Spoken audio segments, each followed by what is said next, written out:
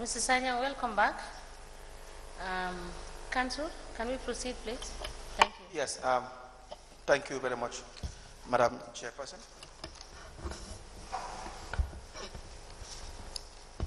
Now, may I refer you to the compliance review for the year ended 31st December 2021? 2021.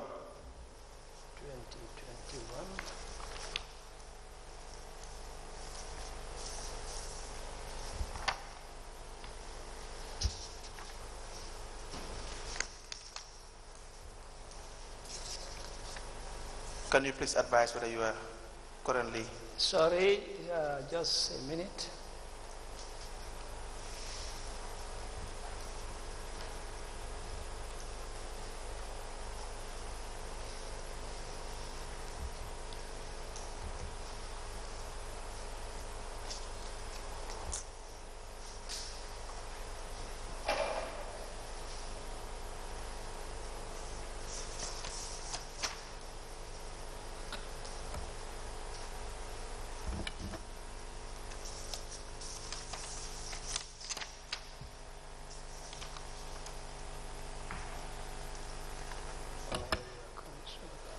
Yes?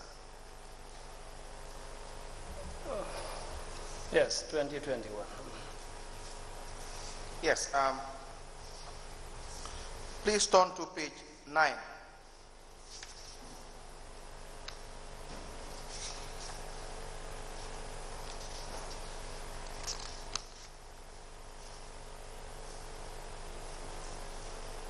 Yes. Now, with respect to the functions of the accounting officer, can you please read the fifth point?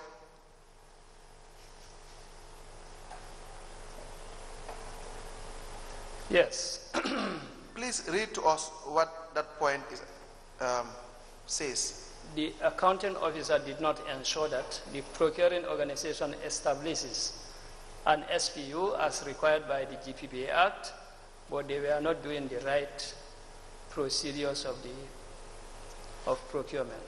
And then, how about the subsequent one?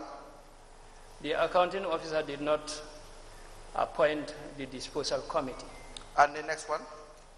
The accounting officer did not ensure that the procuring organization properly documents procurement proceedings and manage record in accordance with the Act, Section 35. Now, when you refer yourself back to the fifth point, you said that... Sorry, Council, can you refer the witness to point 2? Point 2. Yes, please read point 2. The accounting member of the SPU. Yes. You can continue. Please proceed, ma'am. No, you can continue now. Yes. So, as far as you're concerned, under compliance, you were saying that the account officer did ensure all the procurement transactions were done by the members of the SPU. Yes. So it is your position that throughout this year 2021, there was no transaction done outside the SPU, based on this finding.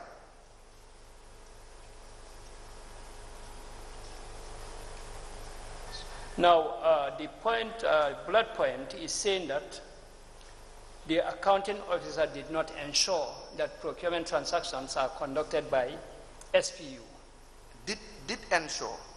It says did ensure. Did ensure that all the procurement transactions were done by the SPU, meaning transactions were done by or conducted by SPU. Entirely. Yes. That the procurement. What do you mean when you say that they were not doing the right procedures of procurement? Now, we have the functions of the SPU. Yes. Done by, yes, page Section. 11, yes. Yes, please, you have highlighted some of the key compliance regulation that the SPU did abide by. The third point, please. Can you read the third point? Under compliance. Yes. The SPU did not maintain proper filing of the procurement proceedings. It appears as in line. It appears as if wherever you see "did," you think that the subsequent word will be with the officer did not ensure that the procuring organization properly documents procurement proceedings and manage records in accordance with the relevant section. How do you reconcile these two? Because on one point, on page 9, you are saying there are no proper documentations of proceedings. On page 11, you are saying, in fact, there appears to be documentation of proceedings. How do you reconcile these two? How do you explain that? Actually, I think this must be an error by the reporters, because they are contradictory. Exactly. They are contradictory. So it must be an error by those. I'm not sure whether the commissioners are following. I'm trying to highlight a particular inconsistency. Yes, we are following. Yes. So can you tell us what is the correct position, if yes. you understand? Or so if you say it is probably an error, what would you say is then the correct position? Actually, given the trend at Birkama Area Council, I will be tempted to say that the point under compliance, which is the SPU did not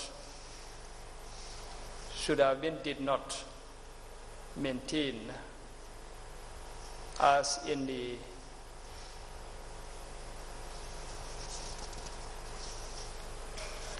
your position is looking at the trend. It appears as if yes, I did not ensure that the SPU did the correct filing system and so on. In fact, on page 11, the other finding is that the SPU does not conduct periodic market survey and conduct all the procurements under the period under review. Is that it? Yes, yes. Let me jump to on page 22 with respect to the chapter 4, where you have the specific findings. Do you see that? Page 22. Yes. We'll come back. I just want to draw your attention to some of your earlier findings and then your subsequent specific findings as well. So on page 22, you have the examples of transactions. Like you said, this section presents the specific findings on the procurement transactions that were reviewed from the list of total procurements that Birkama Area Council carried out in the financial year January to December 2021. Out of the 215 transactions, a sample of transactions were reviewed on the specific findings, supplement and emphasized on general findings given in the previous chapter. Now, from page 22 to page 25, you have series of samples with respect to procurement being conducted for the year 2021. Yes. For Birkama Area Council. But in all the columns, or all the samples, you only have columns for compliance, but there were no non-compliant column. Do you see that? Why is that? Is it because they complied with all the procedure? Because if you look at it, it contradicts your findings in relation to page 9, when you say that they were not doing the right procedures of procurement.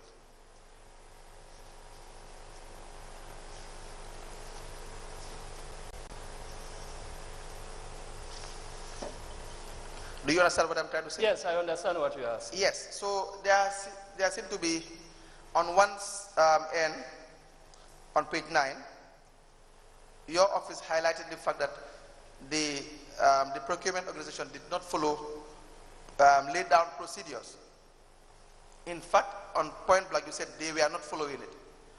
And you gave us a table where you had about 5, 6, 7 samples, and all of the samples you highlight were only issues regarding compliance practices, and you failed to outline non-compliant practices. Can you please explain as to why that is the case?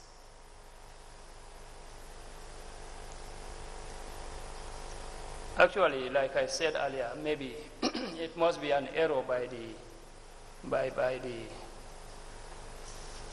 the reviewers, because if you look at the findings, the points, you go over them carefully, you find out that some of the issues are negative and the other ones are positive. Yes. So they should have been separated to have compliance issues as well as the non-compliance issues. What is the procedure for approval of these compliance review documents? Usually, when you conduct compliance review with respect to a particular institution, how do you come about approving the draft? Okay, when the review is conducted. Please speak through the microphone. When the review is conducted, a report will be generated. Yes. By the team. So there is a team leader normally who will guide the whole process. So once the reports are completed, a draft will be generated and then the draft will be sent to all the team members. Yes. Who will review it. Yes. And then to the senior, to the directors, and so on, and finally to the Director General. So when that is done, it will be sent back to the action officer with comments, and the comments or observations will be taken on board, and then the draft will be finalized, still a draft, which will be sent to the procuring organization to review, and then they will do their comments under the management responses and send back to the authority and to the action officer for finalization. So now, when you have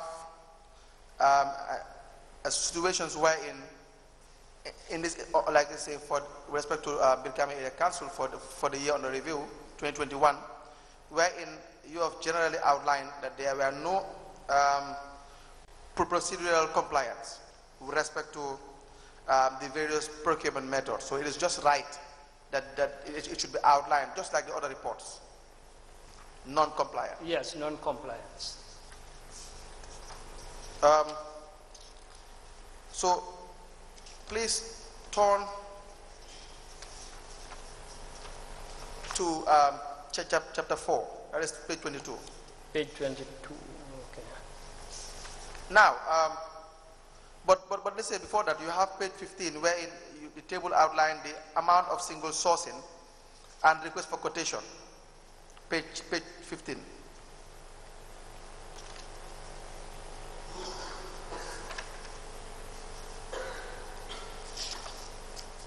The amount for single restricted tender is 3.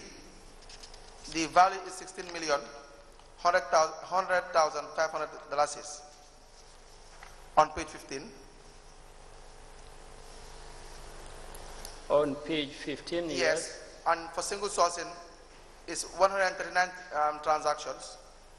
$2,182,000 is $187.51.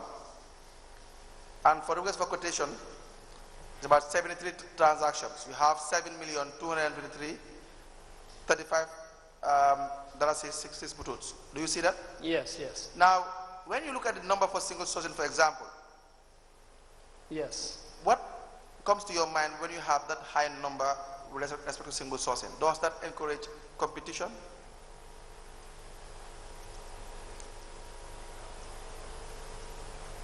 Now, if you look at the percentage, yes, the amount involved, yes, constitutes 65% of the total number of, yes, procurements that were conducted in the year. 65%. Yes. This means that A lot of transactions were conducted on the single source, Yes. and each of them were in bits and pieces within the threshold of single source. Okay. Now, just to understand that point better, if you turn to page 16, where you have record keeping of the procurement activities. Page 16. Yes. You highlighted that, number one, that the procurement authority complied with, number one, there were delivery notes and receipt attached. Do you see that? Record keeping of the procurement activities. Yes. Under what findings? No. Under compliance. Yes, under compliance. Yes. That there were records for delivery notes and receipt attached. Do you see that? Yes, yes. The second point is that the files are not marked with relevant procurement reference and sequential codification. Yes. Is that a compliance procedure or a non-compliance? It's a non-compliance. But why is it under compliance? Again, I think the same explanation that the reviewers and the author probably must have made a mistake. Instead of separating them, he put compliance and non-compliance issues together. But if you look at under it, you have a non-compliance, something like that. Yes. You have non-compliance issues. So that some of the points mentioned there should have been under non-compliance as opposed to the compliance issues. Now, why is there the need to have procurement files being marked with references and sequential codification? Why is that important? Now, it is important to have transactions in that sequence so that, if you could remember in the morning, we talked about some missing files. Now, if transactions are to be done accordingly, yes, as provided for by the law, and there is that proper codification with that sequential numbering. When a transaction is missing or a file is missing, you can easily trace it. Okay. So then when you go to the next point, you said there was control mechanism for fuel. Do you see that? Under non-compliance or? Under compliance. Sorry, under compliance. Yes. Yeah. And the other one was there was a purchase ledger. What I'm trying to do here now is you see that there is a trend of inconsistencies with respect to what should be under compliance and what should be under non-compliance in relation to your general findings as to the SPU's rule or mandate, where they fall short, and the contracts committee. I hope you are following. Yes, yes, I am. Yes, and we have agreed that, well, there are inconsistencies in some of the listing. If you look at the non-compliance, you said that the PO did not maintain a comprehensive and individual file for all procurement activities. Is that correct? Yes. What is the other point? Proper assessment of procurement records is a challenge. Again, does that not contradict your findings on 9, on page 9 or page 11 with respect to the SPU, that they did maintain proper filing of the procurement proceedings in line with section 35? I think it contradicts. There is a contradiction. The implications, you said, are the lack of receipts in the procurement file may imply that the procurement is not complete. Yes. And accountability cannot be assured. Right. So these were prevailing problems for becoming a council?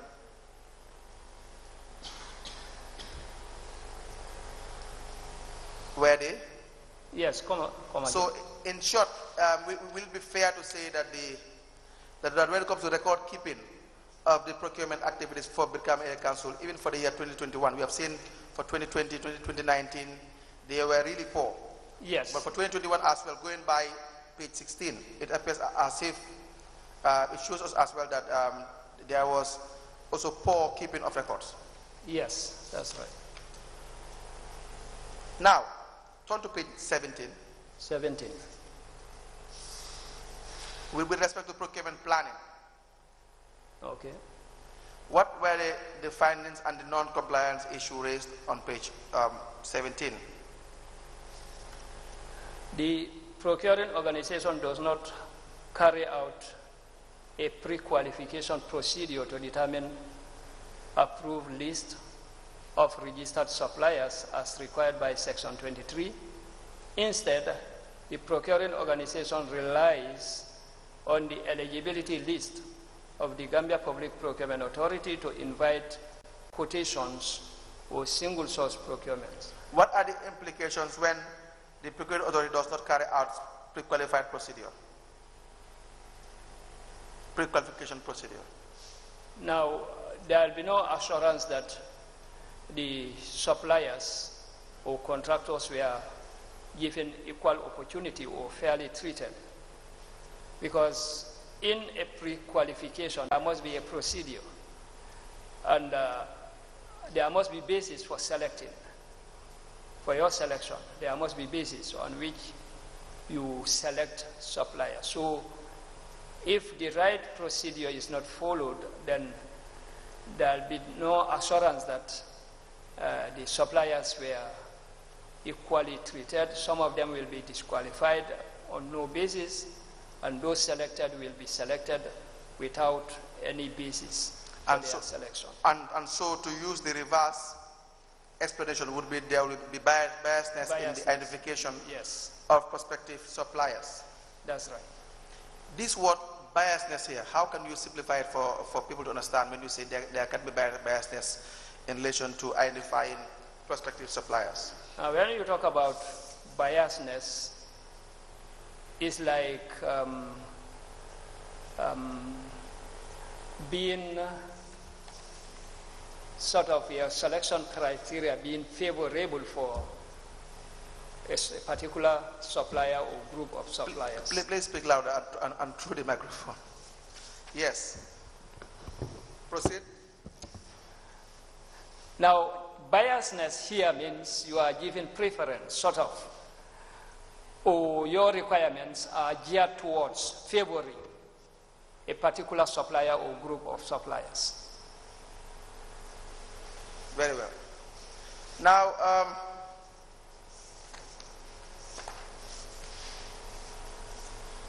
please turn to page 21.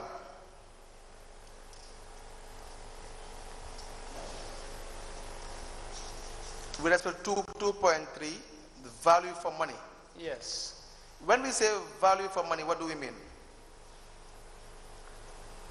Value for money means fit for purpose. The item or contract that you are awarding, you get the maximum benefits with the lowest possible cost.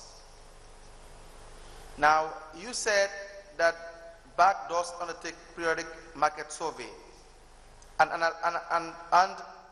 analysis of suppliers and prices in the market during the year.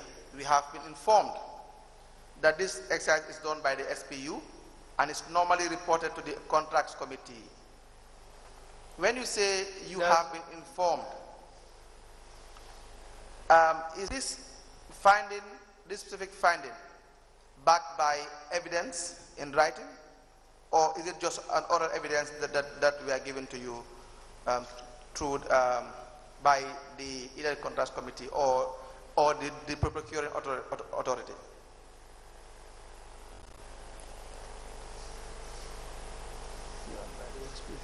Now, when a market survey is done, obviously there should be a sort of a report. Yes. And the report should also be certified by members who conducted the said research. Yes. So I'm quite sure that our team of reviewers, of course, apart from the interviews that they conducted, they must have documents to show that a market survey was conducted. Yes, good. So going by that, I would request proof of documentation with respect to ascertaining that GPA was in fact given proof by Brikama Area Council of periodic market survey for the year 2021. Which page? What? Page? No, we are still on page 21.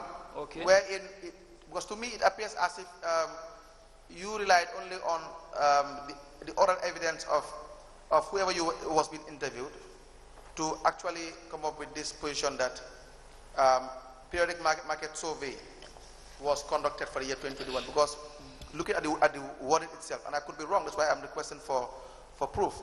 We have been informed that this exercise is done by the SPU and is normally reported to the contracts committee.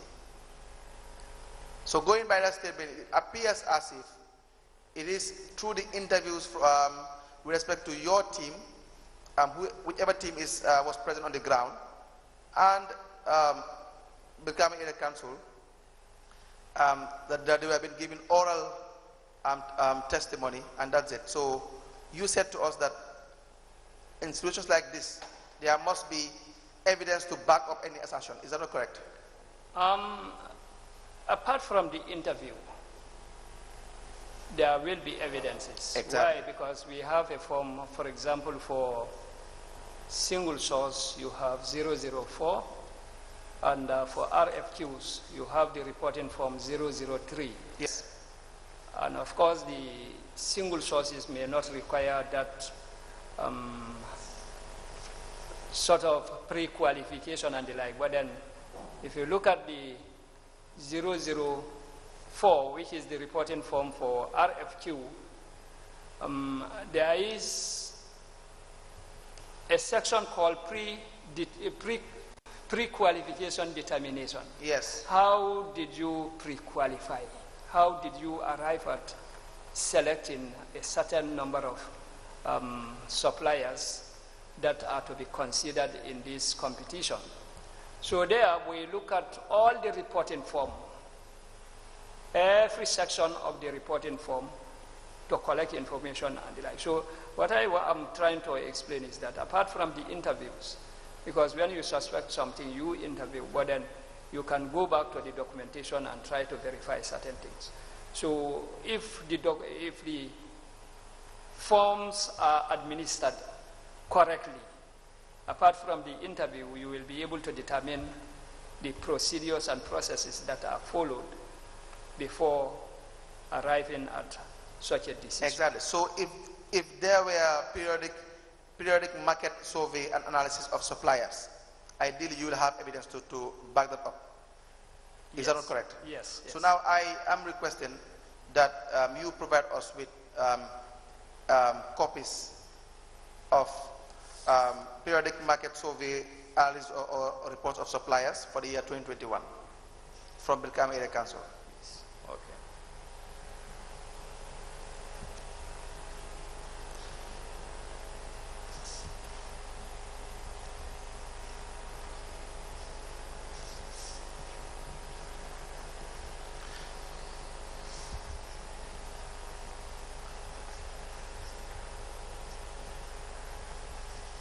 Do you get it? Yes. Yes, because least we forget, one of the reasons or importance of conducting these market surveys, you said, is to make sure you know the prevailing price in the market. So is that not correct? Yes. And what was the other point that you highlighted? Trying to avoid making procurement or purchasing at a very high price. Yes. Is that correct? Yes. And we discussed that when these two occur, there is the possibility of an individual or conducting procurement to engage in financial gains. Yes. Now, for the findings on chapter 4, page 22, Page 22, yes. How, when a particular procurement method is above the threshold, you said that there's a requirement that DPA must approve. Yes. How do you issue this approval? When a request is sent to the authority, we look at certain things. For example, we look at the threshold. Apart from that, we expect that the procurement must have been approved by the contracts committee. And here we look at the signatures, and we look at the minutes at which a contracts committee must have sat and agreed to the course of action. Because if we look at the provision of the Act, is the responsibility of the contracts committee to take procurement-related decisions. So if a transaction is submitted, we also look at the minutes. There must be minutes at which the contracts committee must have sat and agreed to the course of action that they intend to do. So when we look at that, we look at other things, the forms that must be submitted, like the requisition form 100, which provides for or requires the signatures of at least 3 individuals. One, the accounting officer, to know that or to note that he is aware of the transaction. You have to, 2, the budgetary officer or the director of finance, who must also indicate that the funds are available. And then you have the signature of the SPU, head of the SPU or the procurement officer. Now, what is the threshold for RFQ, request for quotation? $500,000 is the lower limit, which requires or which may allow procuring organizations to proceed without the authority's approval, $500,000. But anything more than that, up to $1 million is. And if you want to apply RFQ, it must be subjected to the authority for prior approval before you proceed. Now, on page 24,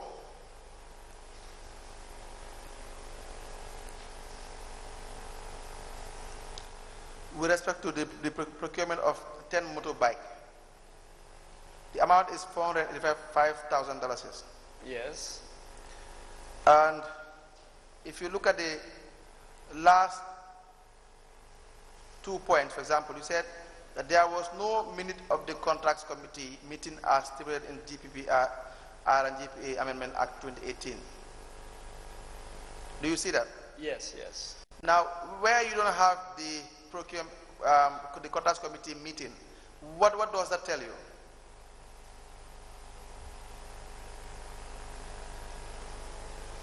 If that is the case, and approval is given, no, we don't have evidence that approval was given. In fact, on the contrary, we have just the point before that the quotations were not approved by the contracts committee. Do you see that? On the sixth point, the quotations were not approved by the contracts committee. The quotations were not, yes, I have seen that. Yes, do you see that? I have seen that. So you have 2 main points. Number 1, that the quotations were not approved by the contracts committee. And number 2, that there was no minute of the contracts committee meeting as stipulated by law or required by law. So will it be fair to say this procurement was irregular, was not proper? Now, if we are to go by what is provided here, yes, it is not regular, because obviously there should be approval by the contracts committee members of the quotations, But here, it doesn't mean that the quotations must be verified and the like. It's like... Come again, what are you saying? No, what I am saying is, you know, you collect different quotations. You cannot? Different quotations will be collected. Yes. The quotations that are collected will be looked at and then evaluated. Yes. And at a meeting of the contrast committee, the member of the SPU will report to the contrast committee to tell them how all the procedures that are taken to arrive at a decision. So this will, an evaluation report will be generated, which should include all these things. Yes. So at the end of the day, the contrast committee will agree will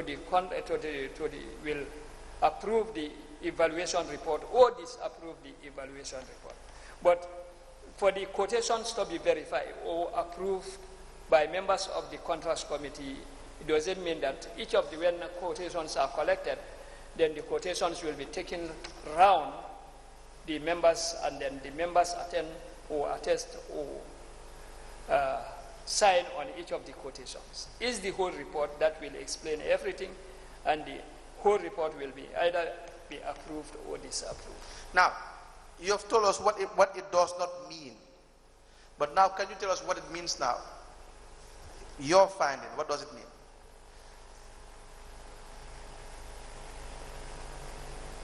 Actually, if we are to go by the report, it means that maybe because according to the report, there was no minutes. Yes. There was no minutes. Yes. To indicate acceptance or the contrast committee agreeing to the course of action. Yes. So in the absence of minutes, it's going to be very difficult to determine whether the whole process is approved by the contrast committee, including the quotations and the like. I don't think it is a matter of it being difficult to determine. Let's just discuss the findings as they are. These are your findings, your office, not my finding or the commission's finding. Is that not correct? Yes. These are reports that you prepared in your office. Like you said, you have explained to us the level of or the stage of approval before you actually approve these findings. It goes through various people, and you look into, I suppose, all of these issues being discussed. So now, we have gone through the stage of possibilities. We only discussed what your findings are. Do you get it? Yes, yes. Where you don't have, when you go and conduct a compliance review, and you are not presented with evidence of contrast committee meeting for a particular procurement conducted, or approval in relation to quotations, what is the conclusion? One may simply conclude that the procurement is irregular. Exactly. Yeah. It's as simple as that. The procurement is irregular. It is not for you to come up with contrast committee meeting, is it? Yes. It is for the procuring authority to do so, yes, to provide you with evidence. So if they haven't done that, then the only conclusion would be that it is an irregular procurement. Is that not correct? Yes, yes. And that is only one observation. The other one is, but you have all of these under compliance. Actually, that is why I am looking at the report carefully, and whatever the case may be, going back to the last question, is the authority that is responsible. But then, if you look at the whole report, obviously there are a lot of inconsistencies that we observe. But again, it's in fact, all of these inconsistencies are, number one, you have a host of irregular procedure or lack of following due process, and it is not clearly highlighted for this particular report. It is not in fact being highlighted on a separate column so that the reader will know that these are non-compliant issues. They are all put on a compliant issues. When I first flipped through this document, it appears as if, well, they are being compliant in most of the things that they are doing. But that is not the case. Am I correct to say that? Yes, you are right. Let me ask a question. So, based on what you have just said, it will be correct now to say that as a result of the fact that there are no minutes, there are now no contract committee, there is no evidence to show that the contracts were approved properly or they followed due process, then it will be obvious that there will be no evaluation report. Yes.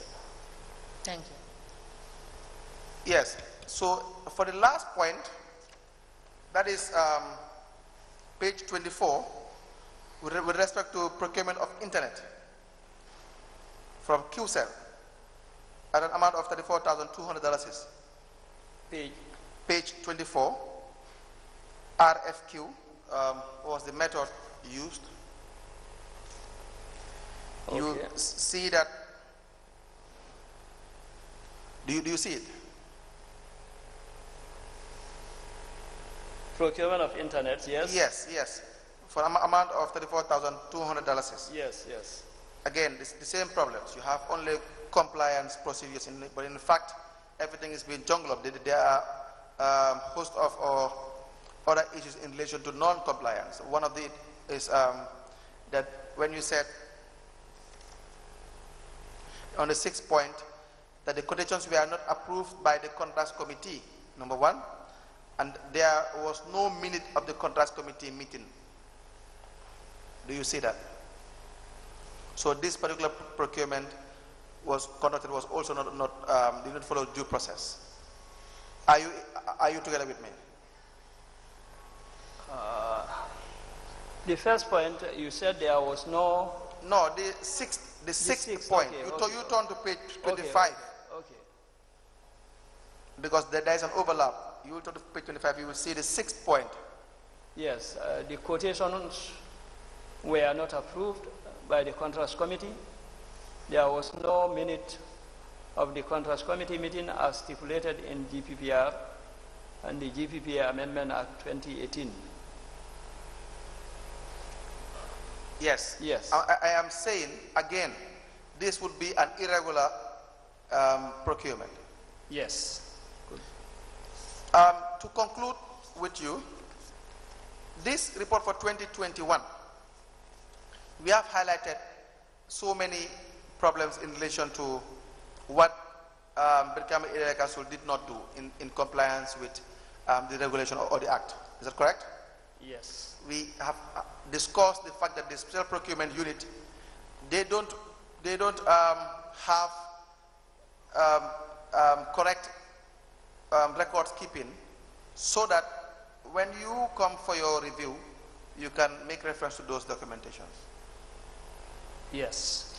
And for some of the sampling with respect to the certain procurement being conducted, there were in fact no approvals from the contracts committee.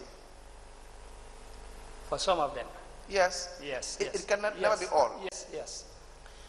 In fact, the method used for this review was sampling, because then you highlighted that there were samples of procurement conducted in Brikama for year 2022. So it's in fact not all activities that were being reviewed.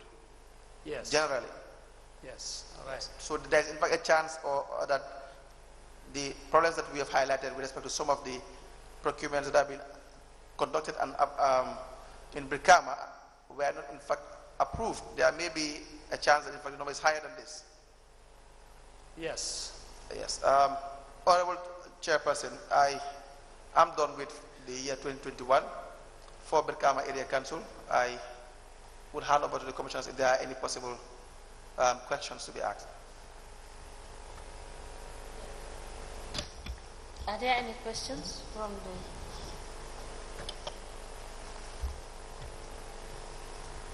the... No questions? May I have the permission of the commissioners to move to Basse Area Council? Now, may I draw your attention to the compliance? Sorry. Before we proceed, Mr. Sanyang, in your statement, Yes. in your statement at page 5 of your statement, you have stated that prior review and approval of procurement request, where the monetary value is at a threshold of 1 million or above, or where the monetary value for each respective threshold is to be exceeded. That is to say, for prior review, approval must be sought. Yes. And would it now be correct to say that for Brikama Area Council, for all the transactions they did, and of which the threshold was above 1 million, no approval was granted by the authority? Is that correct? Well, Because reviewing the reports, we've not seen any approval that you have granted in those transactions. most of these transactions, the compliance review report basically concentrate more on those transactions that were not subjected to prior approval. Because those that were prior approved, those ones are already, we've already seen those ones, and we assume that they did the right thing. If not, we correct them before finally they do that.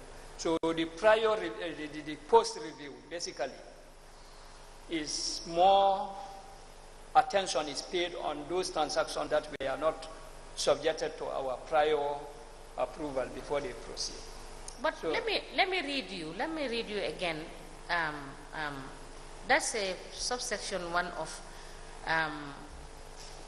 paragraph, your first paragraph. You said monitoring strategies. You said prior review activities in accordance with section 12, subsection 1A of the Act. No procuring organization shall engage in any procurement above such amount as specified in the regulations without obtaining the approval of the authority at every stage of the procurement proceeding, including tendering, requests for proposal, awards, and direct procurement, in brackets single sourcing. My emphasis here is single sourcing. Hence, procuring organizations are required by law to send to the authority their procurements above the stipulated threshold for prior review and approval as follows. So I am saying that the Brikama Area Council did not seek your approval on any of these transactions that they were doing. Am I correct? Now, what I am saying in the statement is like the authority, a procuring organization shall not engage in any procurement above such a threshold, yes, without coming to the authority for prior approval. Yes. Now, you have a single source threshold, Yes. which is $30,000 is for goods, and $20,000 is for goods and services. Mm-hmm. So anything below that, they can proceed without coming to the authority for prior approval. Mm-hmm. Anything below $20,000 is for goods and services. Mm-hmm. They can proceed without coming to the authority for prior approval. Now, for some reasons, if they, of course, meet some of the requirements to conduct a single source, if it is above the threshold, they can follow due process and get the approval of the authority before. No, Mr. Sanyang, my question is that we have seen in the report, and Council has taken us through the report, showing us that there are some transactions that were done that were above the threshold, and authority was not sought from your office. So I am saying in all of those transactions that were above the threshold, they did not seek authorization to do so, even though they know that they can do it by law. They can single source by law. The law provides that they can do it. But whereas they know they can do it and they meet the conditions, they must go to you and ask for your authorization, yes, which they have not done. That is my question. I said, for all of those transactions that were above beyond and above the threshold, they did not seek your approval. Is that the situation with Bukama? Yes, I think I got your question clear now. Yes. They should have sought our approval and they didn't. Yes. And I think all of them are also indicated on the non-compliance. Unfortunately, like I said, there has been some inconsistencies. There are some that are not indicated on the non-compliance. They should all be non-compliance. If anything is above the threshold and the authority is, the approval is not sought from the authority and they conducted it, it must be a non-compliance issue. It's non-compliant. Okay, so what is the effect of that non-compliance? The effect of non-compliance is we will review, generate a report, and the report will be sent to the National Assembly and the other authorities concerned. And that is what we do. Okay, thank you. Thank you. Council, can you proceed? Sorry, I just had a few questions in respect of the follow-up question that the chairperson asked. Mr. Sanyang, were you involved in the draft of the 2022 Act? 2022? Yes. Yes. Okay. So I'm assuming the authority had their input in what they thought should be in the legislation. Yes. Right. Is there anything in the legislation that allows you to sanction the procuring organizations for non-compliance? Yes, there is. Can you refer us to that? Not really. And I'm speaking specifically to these types of non-compliance. Actually, I am not with the 2022 Act here. No, let me lend you my copy.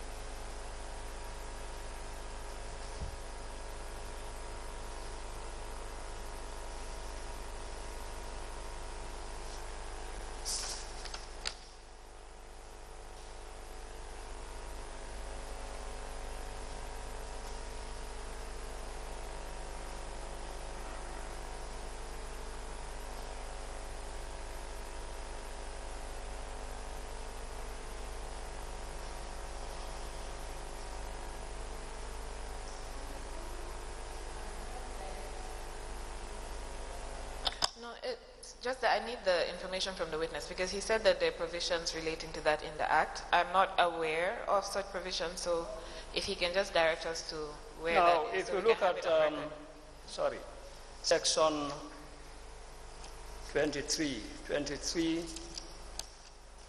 subsection 2. Okay.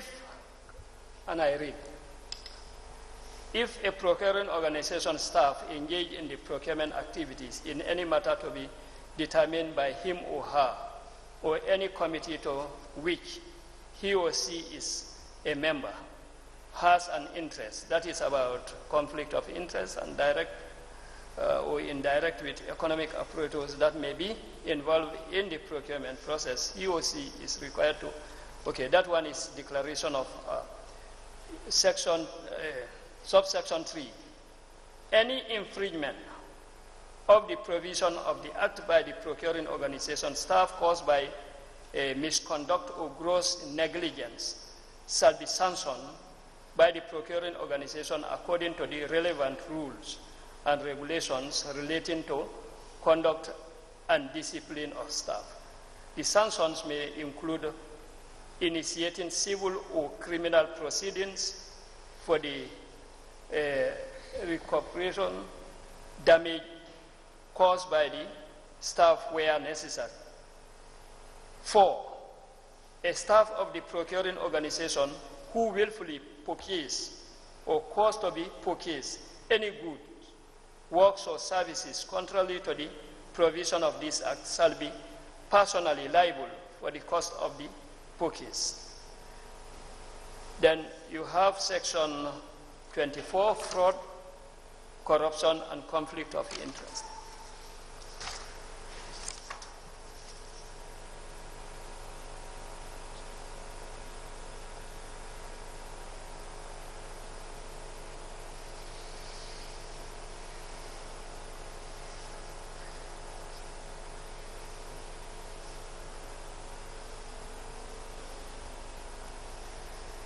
Now, if you look at section 24,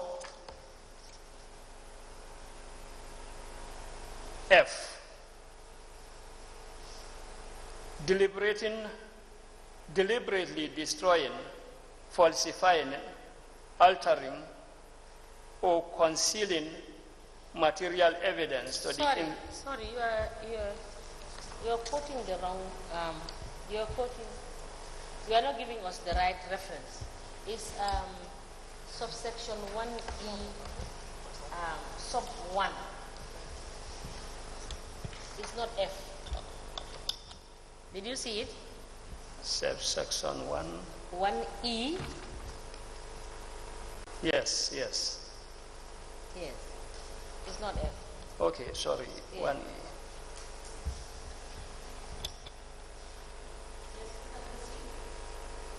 Yes, you can proceed. Okay.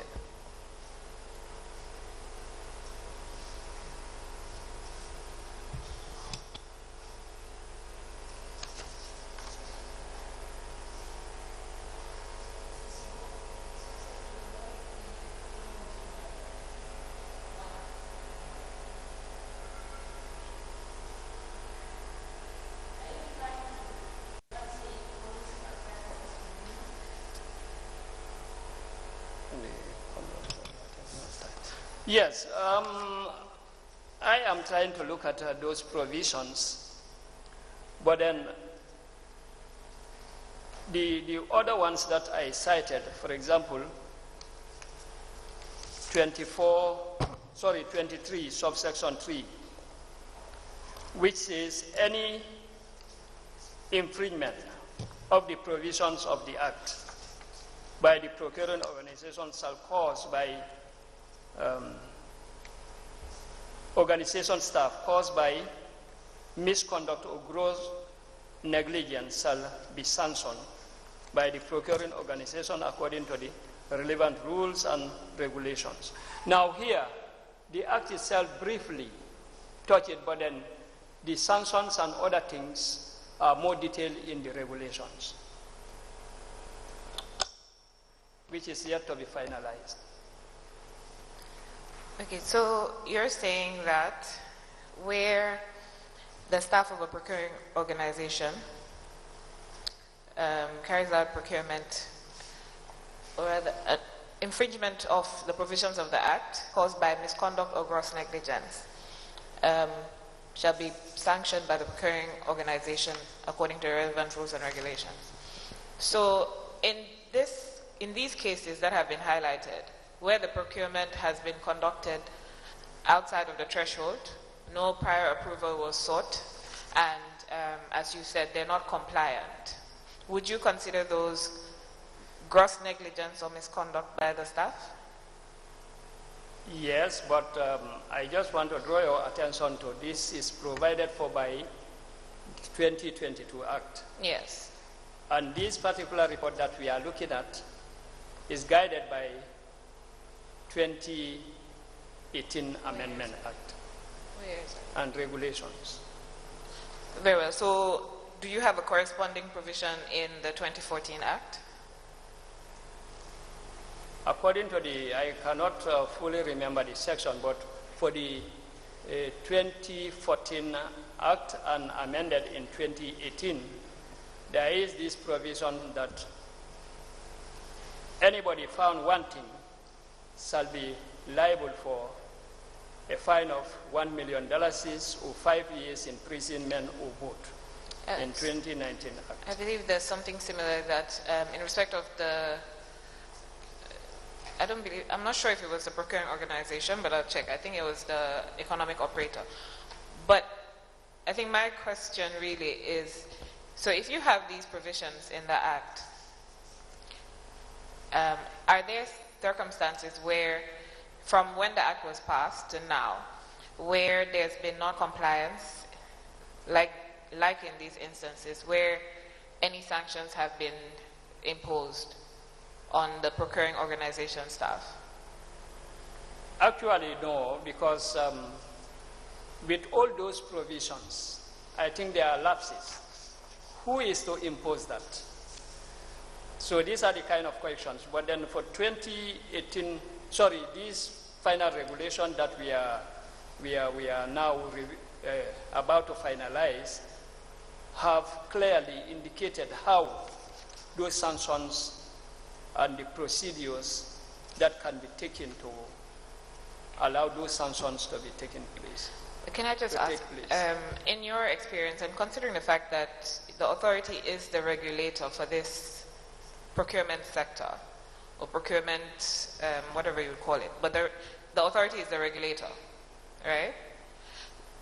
Do you think that it makes sense for the authority to be the one that imposes these sanctions on the procuring organization, considering that it's their staff and there might be issues with, them actually making reports or doing anything about it? Considering that you should regulate, do you think that this should come from your office? That is why, in fact, it's been very difficult for us to take actions, because according to that dispensation, when we suspect something negative, we refer the matter to the Auditor General to conduct a more thorough audit of the suspected exercise. And then we, of course, in some instances, if it involves like a suspected fraud and the like, you have the other bodies that are responsible for fraud investigation and the like. And I have seen instances where the authority, of course, refers some cases to the CID office for an in-depth sort of finding out whether, to establish whether it is a fraudulent activity or not. So we don't have that pinnacle to be able to, of course, take some of the steps that may be necessary to check some of these things that we are seeing. So for the ones that you reported to the police, what were the outcomes? Actually, at the moment, it's still under investigation. Yes. And for some parties, there are issues which were also referred to the Auditor General, and reports were generated which were discussed at the National Assembly. So when such things happen, there are also a sort of an oversight body that can take actions against certain issues. But then does the National Assembly have powers to sanction? I mean, you have powers to sanction in your act. And even though they're an oversight body and there are other things that they might do, your powers are vested in you by the Act, and you're able to take steps. To me, I don't see those as powers. They are indications as to when somebody is found liable, what steps should be taken. But it's not clear as to how, because we are, for example, the authority cannot arrest anybody. But the authority can refer the matter for investigation. Exactly, and we wait for the recommendations of an investigation. Can you maybe give us an indication of how many instances there have been where you've reported to the police for investigation? I know. Within the period May 2018 to January 2023? It's only once that I can remember. Only once. Only one. And that's the one that's currently under investigation? Exactly, yes.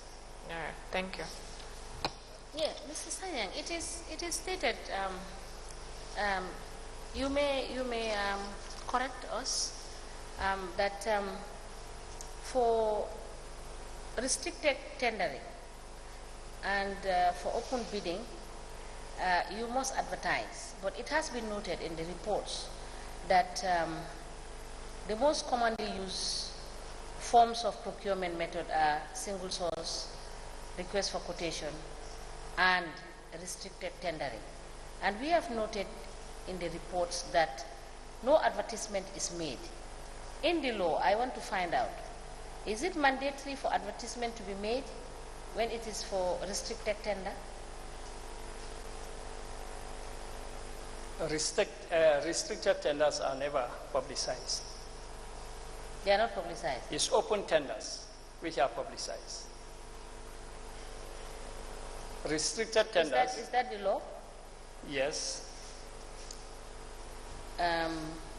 Restricted tenders are restricted to a certain individual or contractors that may be known to you. So all what you do is to write to them and invite them. In fact, the documentation and everything about restricted and open tender are all the same. The only difference is the advertisement for open tender and the restricted nature of the other one, where suppliers and or contractors are only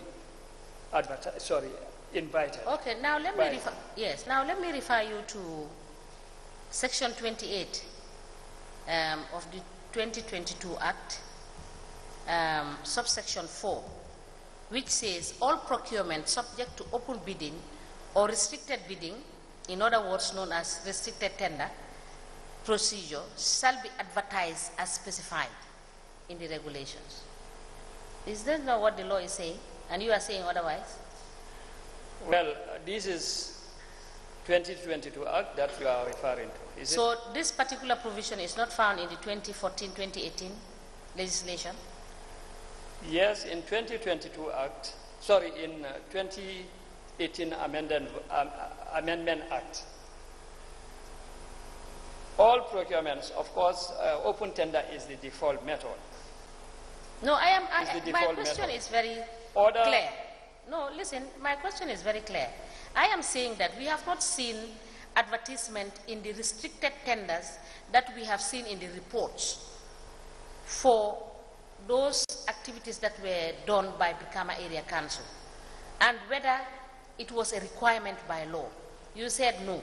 And I referred you to the law, which is saying that if you are doing open bidding or if you are doing restricted bidding, that is restricted tender, you are required under the law to advertise.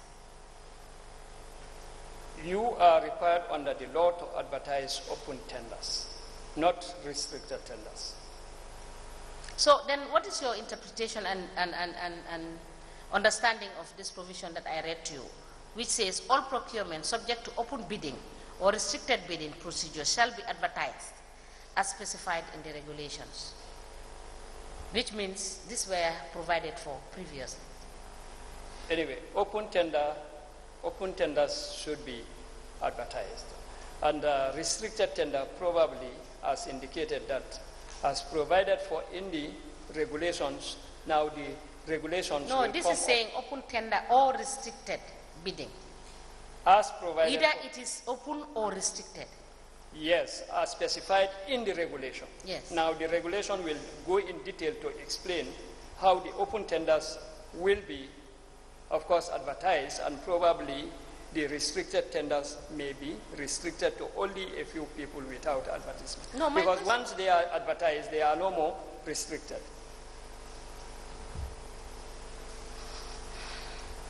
Well, I don't seem to, maybe my question, you don't seem to understand my question, because what my understanding of the provision is and what the requirement of the law is and what we have seen in the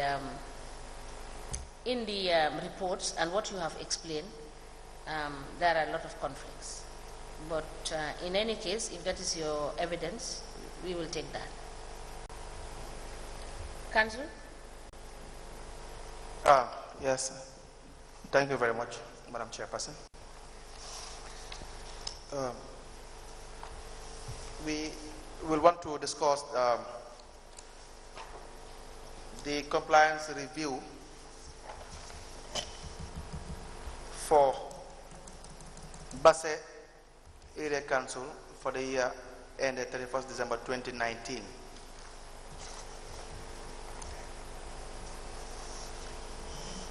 Can you please turn to 2018? 2018, Basse Area Council.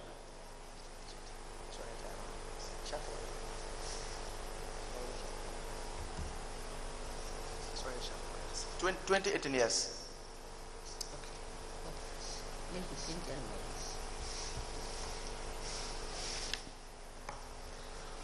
Honorable Chairperson, do we have allowance of time to proceed a bit, or I realize it is sharp 4? May we be advised? Yes, we have allowance because we got in way beyond 2:30, so we have allowance of time. Thank you very much.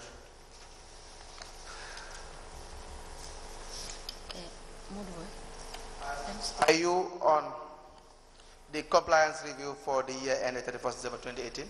Yes. Thank you.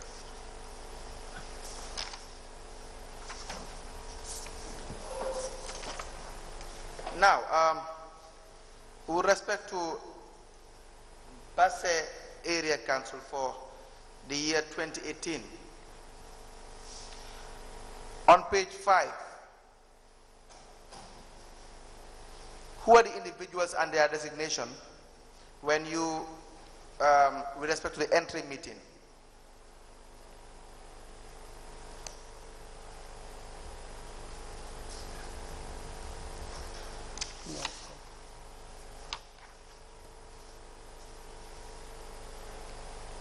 Usman Toure, Chief Executive Officer. Abubakar Kante, Director of Finance. Yes. Mohamed Kijara, Procurement Officer. And members of the, you have other members of the compliance team, GPPA compliance team. Now, how about the staff directly involved in the review process? On page 6.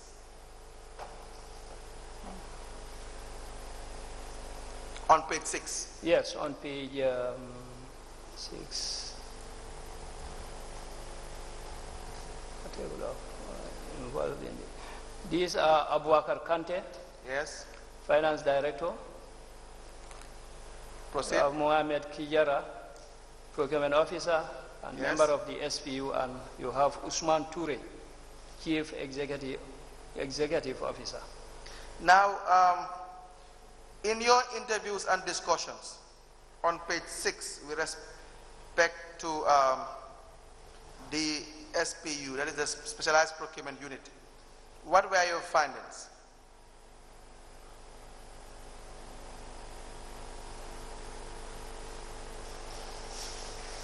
The findings during the interview with a staff of the SPU, we observed that interference in procurement processes is very high. And further, observe that there is only one staff at the SPU, which is heavily additional work for that staff. The team further observed that SPU is under the finance department. So basically, there are three key findings. Now, based on those findings, you have implications you have highlighted. Yes. What are these implications? One, having only one member in the SPU, which is responsible for the procurement. Procurements may be individualized. Well, what do you mean when you say it may be individualized? Yes, because it's only one individual who will take a decision on either. Please speak to the microphone. Go ahead, yes. Yes, procurements may be individualized. Procurements may be individualized. Meaning? Meaning there is going to be one man show. Whatever decision he has taken, there is no checks or balances. It's only one decision. So you only have... which may be biased. In Basse, you only have, for the year 2018, one individual named Mohamed Kijera, who is the procurement officer. And you are saying this is very dangerous in the sense that you may have one person who will just conduct the entire procurement. Yes. And what are the risks attached to that? The individual may be biased, yes, in the first place, and because there are no checks and balances, one man show, any price that is given should be considered because there is nobody who can counter. Quality may be compromised because, again, no checks and balances. If the individual decides to be biased, he may be tempted to give or award the contract to anybody without paying regards to whether the items or services are of that quality that is required or not. So prices may be exorbitant? Yes. Quality may be compromised. And there probably may be as well financial gains in relation to the lack of following procedure. Yes. Please proceed.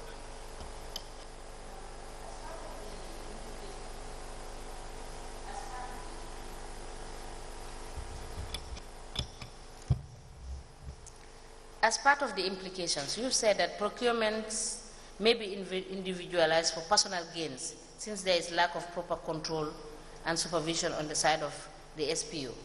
That is as a result of the one person that you found. Yes, yes. And also accountability and transparency are not assured. Yes. So you did not find any assurance of accountability and transparency in their transactions. Well, but this is what you said in your report. Yes. Yes. And the other one is that causes the use of wrong procedure, which can lead to wrong award decisions. Yes. Yes. And this is pursuant to the documents that they gave to you to review, which are the purchase requisitions, the request for quotations, the invitation to tender, tender documents, evaluation reports, contract agreements, disposal process, and mandatory reports to the authority. These were the documents that were given to you to review, yes. Right? Yes. All right, thank you. Council, you may proceed.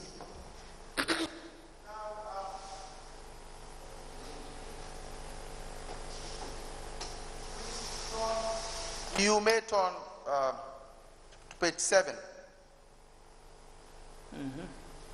With respect to the total procurement proceedings and their values. Yes. Now, there's a table that overlaps to page 8. Yes, yes. Now, how many transactions of single sourcing do you have? 963.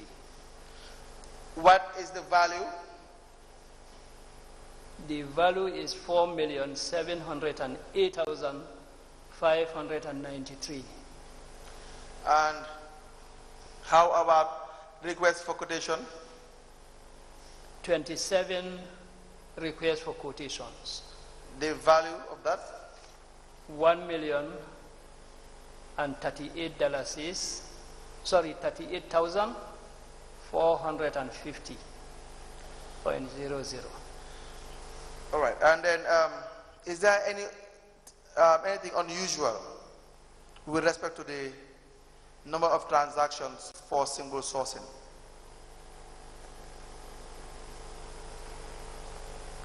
Whether there is, come again? Anything unusual with respect to the number of transactions for single sourcing? Actually, other findings will look into each of these single sources specifically. Yes. To come out with issues, if any, relative to each of those single source transactions. This is just a table to summarize, and the issues will be highlighted in the various write-ups for each of the transactions. Where you see a very high number of single sourcing method being used, generally your report will, on most occasions, advise that it is not the best or the most desired method of procurement. Is that accurate? Yes. With why is single sourcing the least desired of all the methods? Actually, single source means buying from one individual without subjecting it to competition. Yes. And where there is no competition, there is likely that there will be no comparison to pick or select the best out of a pool of a number of offers given to you. If you have different offers, you pick from the best that suits you best. But then if there are no alternatives, you will of course accept whatever is given to you. So in cases like that, one, quality may be compromised, and two, prices may even be very high, unreasonably. So these are possible implications. In fact, if one is to resort to, or let's say a procurement authority is to resort to single sourcing, and where it is due or it is appropriate, there are guidelines in relation to single sourcing. Is that not correct? Yes, yes. What are these guidelines, or what are these procedural requirements? Conditions for the use of single source. Conditions, guidelines, now, you requirements. have conditions. One, if there are in emergency cases, yes, where life is at threat. Two, please proceed. Emergency that may involve the loss of life. Life is at threat. One can single source. If the transaction is within the threshold of $20,000 is for goods and services, and $30,000 is for works, or simple works, for example, you can single source. Is it $30,000 or $50,000 for works and services? Simple works, it's $30,000. Please proceed. So again, for compatibility, yes. For example, you buy a computer and a part of this computer is missing, or you buy a vehicle, Mitsubishi. For example, you want to buy a machine, a machine for that matter. You cannot buy Toyota. So for compatibility purposes, you can single source. Now, where does negotiations come in for single sourcing? Now, you can negotiate at any stage, You can negotiate at any stage when, for example, What I mean is negotiation a requirement or a condition? a condition for single source? Yes. No. All right. What can you tell us about negotiation? First of all, let me make it clear that in the Act or regulations where we have a list of conditions for the use of single source, there is nothing like negotiation. Okay. But again, to explain why negotiation should not be a condition, then it means that even those transactions that should be open tender can be negotiated. What is negotiation? Negotiation is to engage a supplier or contractor to come into terms. Either you increase or you have your requirements and so on. Yes. So it's not a condition anyway for single source, for the use of or application of single source. It's not a condition. It's not among the conditions for the application of single source. Now, we have, with respect to the regulation 2018, where it states that on section 129, procedure for negotiation. Do you have the document with you? The regulation 2018. No, I don't have it, but if you can proceed. Please, you may make reference to 2018 regulation. Page 44, section 129.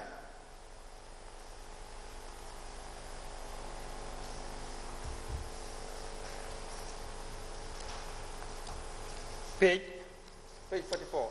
44. Yes. Do you see section 129 with respect to procedure for negotiation? On part 5, subpart 5, single source procurement.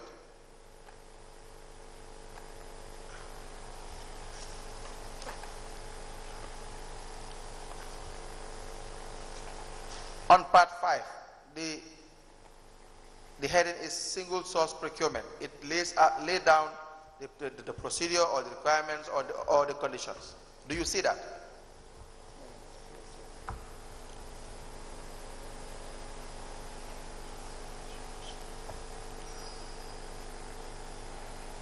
Regulations 20.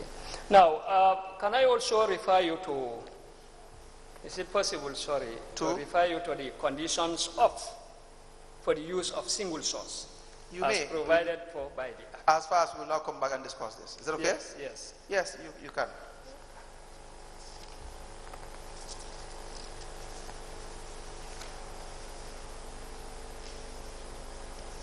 What document is that?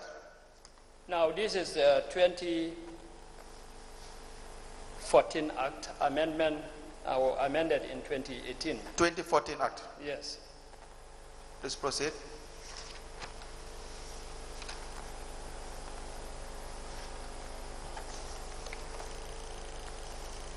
Now, section 44. Yes. Conditions for the use of single source procurement. Yes. Now, I want us to go through whether you will see anything like negotiations under these conditions. Go ahead. 1. The single source procurement method may be used only in the following circumstances. 1. Where the estimated value of the procurement does not exceed the amount set in the regulations. Yes. 2. Where only one supplier has the technical capability. Yes. Or capacity. Where only one supplier? Only one supplier has the technical capability or capacity to fulfill the procurement requirements, or the exclusive right to manufacturer or manufacture. Exclusive right. Yes, of manufacturer. Yes. You can single source.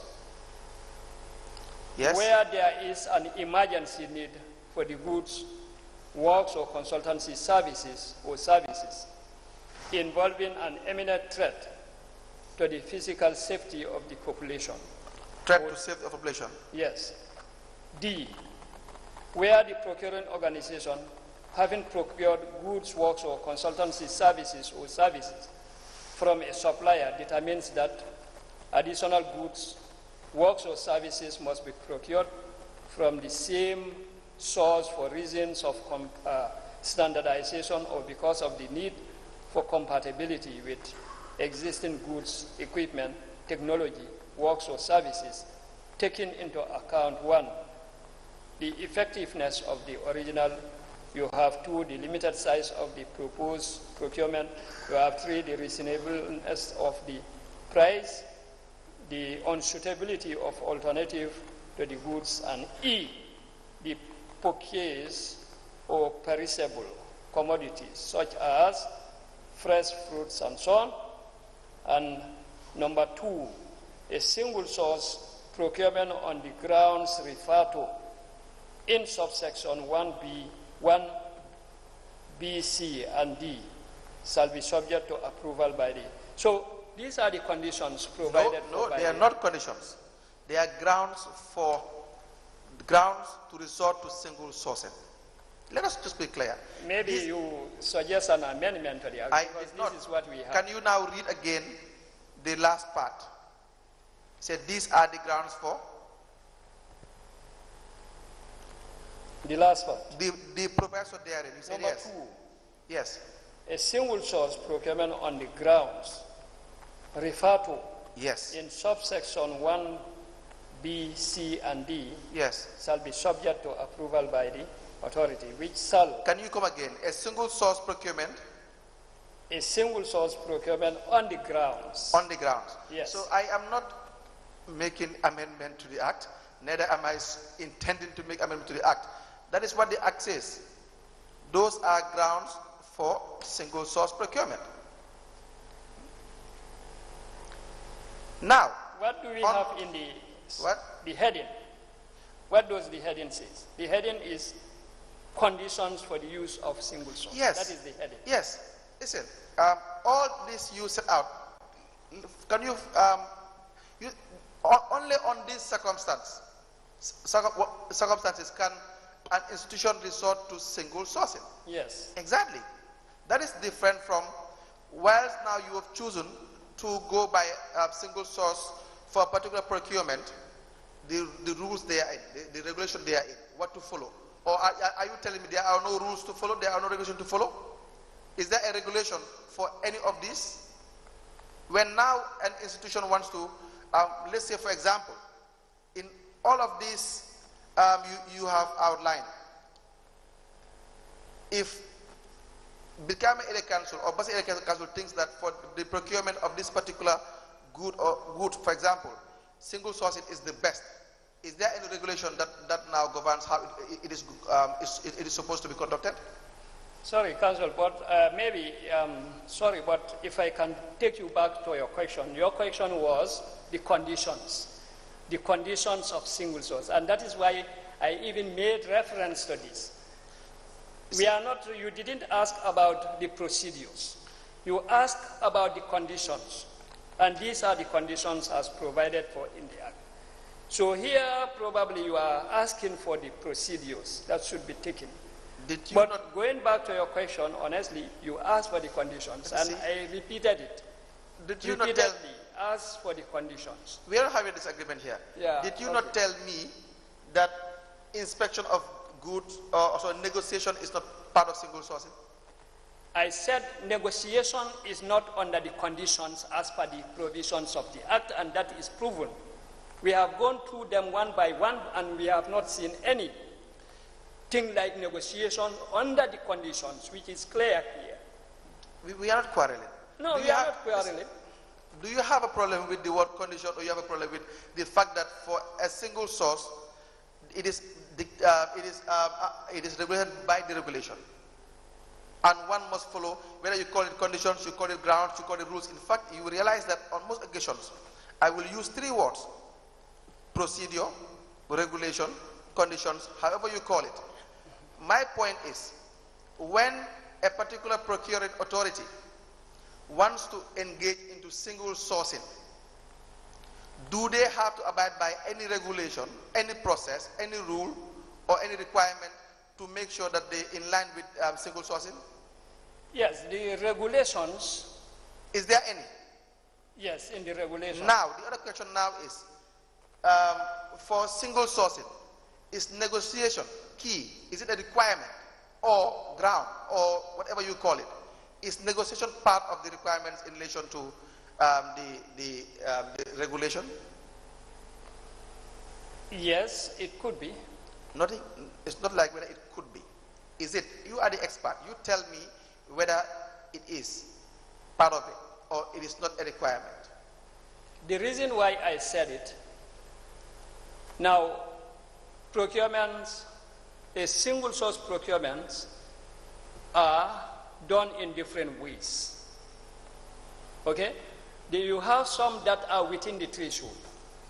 Very simple and straightforward. And the amount is not that much. In such cases, you may not require any negotiation.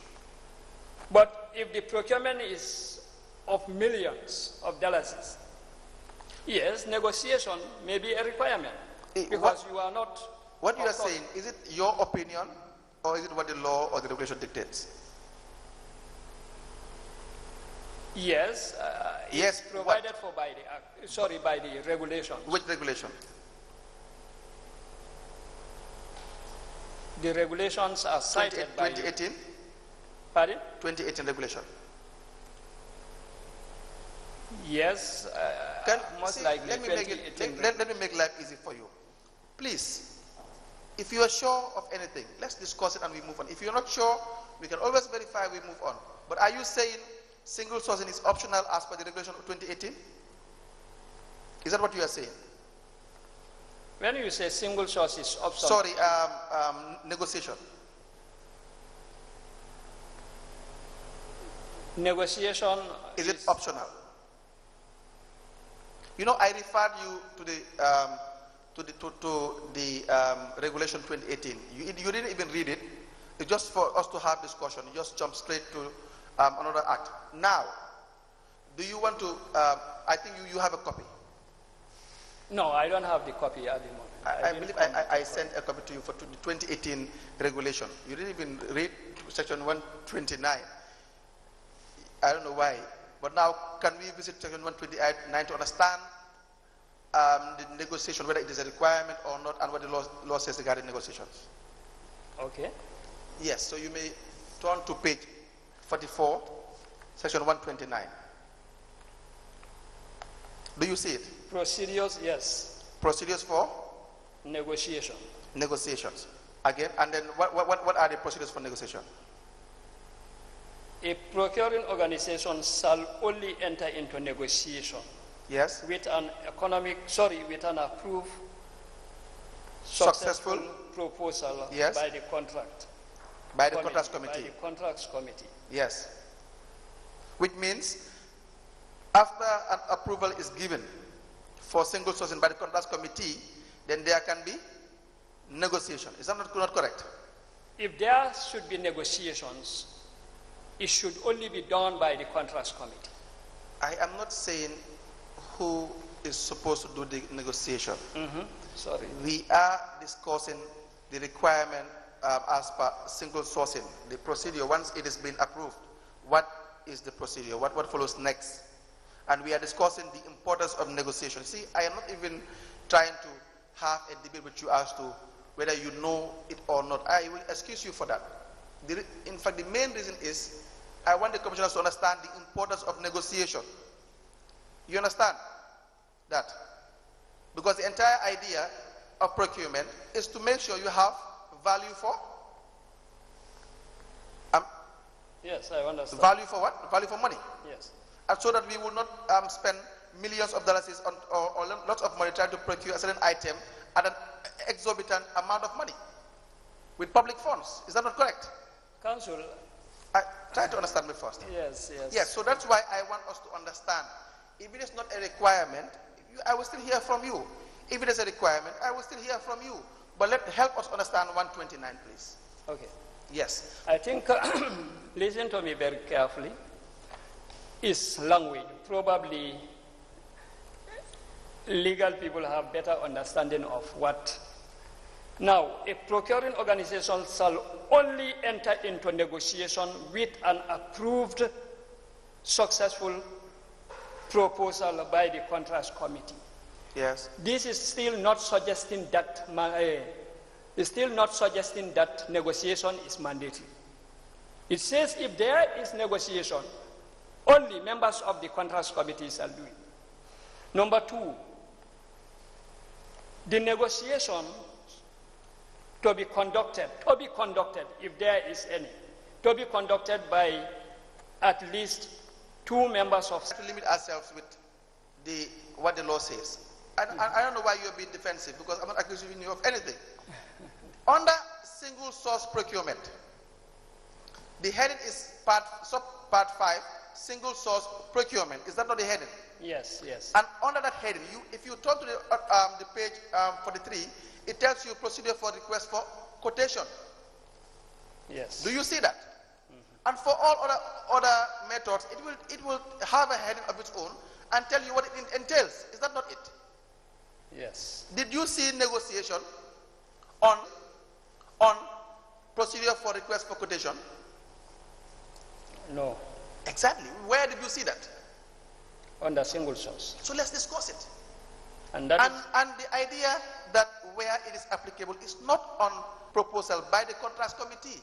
Once the contracts committee has approved a particular single sourcing, then they can enter into negotiation. So if you go to sub 2, the negotiation to be conducted by at least 2 members of staff of the procuring organization appointed by the accounting officer or the head of the procuring organization or contracts committee. It did not say me. Also, if you go to the part 3, that the members of staff conducting the negotiation to prepare a report of the negotiations and submit it to the contracts committee for decision making. And the last point is the said report to form part of the course of the procurement. The said report to form part of the procurement. The law is very simple. It tells you the single source and what it entails. Mm-hmm. I'm not here to draw interpretation with respect to the law. I am saying that negotiation seems to be key part of single sourcing. If it is your evidence that it is not, we can move on. Counsel, I think probably you misunderstand me. Now you help me understand. I am not saying that negotiation is not important. It's the conditions of single source. Then you say grounds of single source. These are the 2 things that you mentioned about. These are the... Sorry for intervening. And at this point, it seems we are going around the issue. I believe if you understand the Council's questions, can you answer them direct? Or in an instance where you do not understand them, tell him to clarify so that you can answer. It's either you appreciate what the question is, you understand it, you answer it, or you don't appreciate or you don't understand it, you say you don't understand or you do not agree with his position. So these are the 2 things before we keep repeating ourselves. Okay. Right? So can we kindly conclude on that because we have to rise. Thank you. Thank you, Counsel.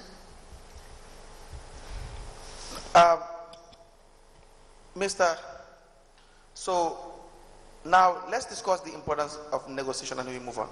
Why is it important to negotiate? Actually, first of all, you look at the purpose of negotiations. It could be trying to bring the price down. You can negotiate on price, which is very important because if you are able to bring the price of something from high to lower, obviously it's going to be savings for you. That's one thing. You may negotiate on the scope of something, the extent of a work, consultancy services, yes, or something of that nature, which is also very important. And in negotiating that, obviously, you are trying to draw the supplier's attention or the contractor's attention to what you wanted. Meaning you are looking at your requirements and try to ensure that these are met. So with that, obviously, you are trying to drive at ensuring probably getting the highest quality with the minimum possible cost. You can get savings from it, and you can also improve quality on whatever offer is given to you. So it's very important. Now, please turn.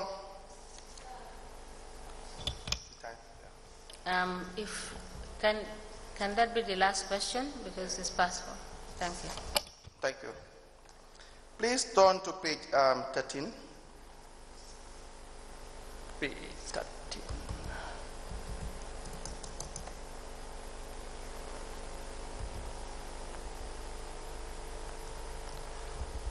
Are you there? Not yet, because page 13. Yes.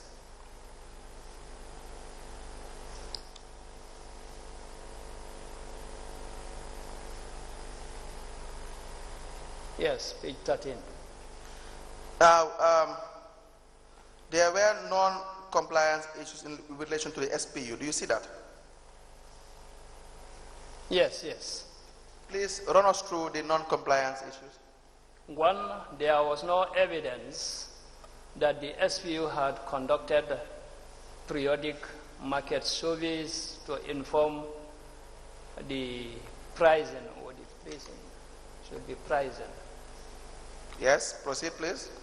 Of orders, the placing of orders or adjudication by the contracts committee. 2, the SPU did not act as the secretariat to the disposal committee. And 3, the SPU does not publish notice of award and notices of tender acceptance. Now, if you look at the Basse Area Council, yes, there seemed to be a total disorganization in relation to their procurement activities being conducted for the year under review 2018. Is that correct? Total disregard of the procedure. Yes, yes. In fact, we will conclude by saying that there is a table below. Yeah. But immediately before the table below, you will see that that's still on page 13.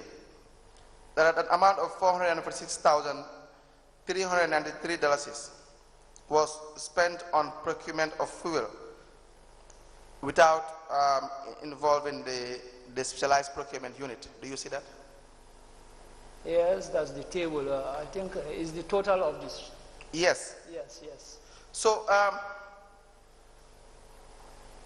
on this particular amount, when you go to conduct these reviews generally, have you in fact done a review yourself individually, leading the team to go and conduct reviews?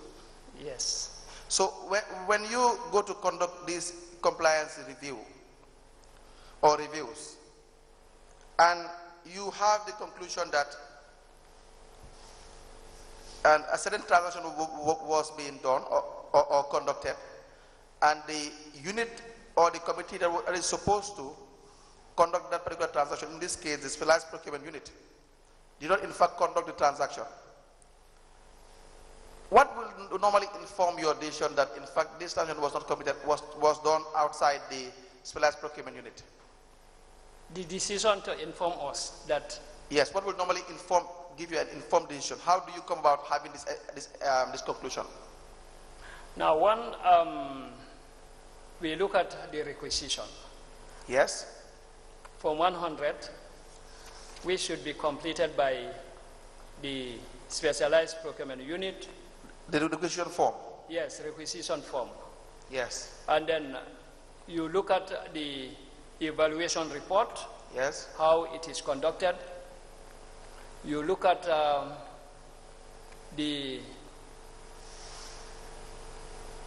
because in the evaluation report, you expect to see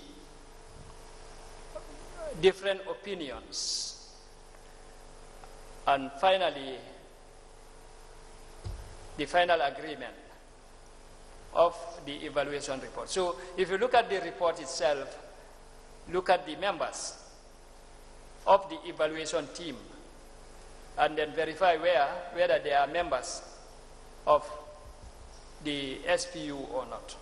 Good. So now when you see the list, you can see that whether in fact those who that conducted the transactions are members of the SPU. Yes. So you will definitely have a list to ascertain who conducted the transactions. Yes. Sometimes you come across instances where a form will be completed, for example, Form 100, which is the requisition, signed by the CEO and the like, and the finance director, for example, and then the procurement officer will not sign. Yes. So if the procurement officer fails to sign, you may conclude that he is either not part of it, or he was forced to prepare a report and then deliberately refuse to sign. So yes, these can all happen. Yes. Okay. Then in this situation, when you say $446,393 was procured on fuel without involving the SPU, then of course naturally you will have evidence of those who signed this. Yeah.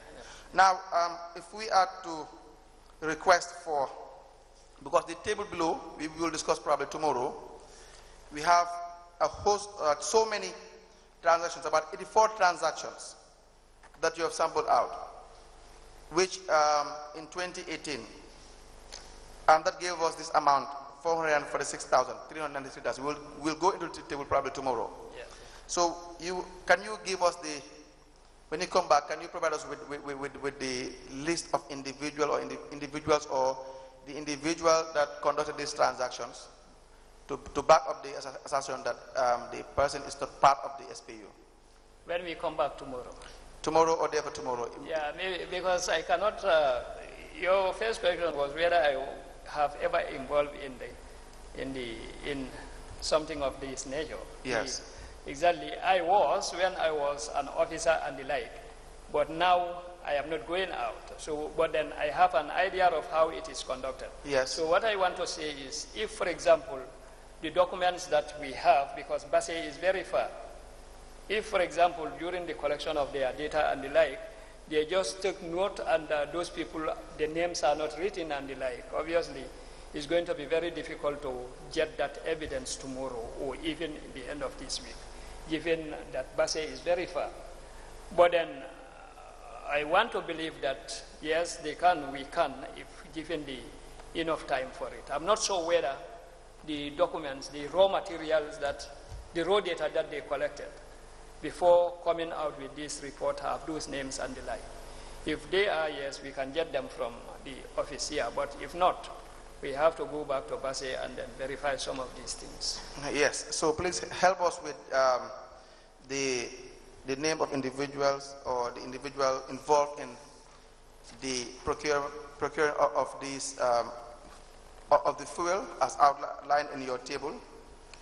You have listed for the 84 transactions.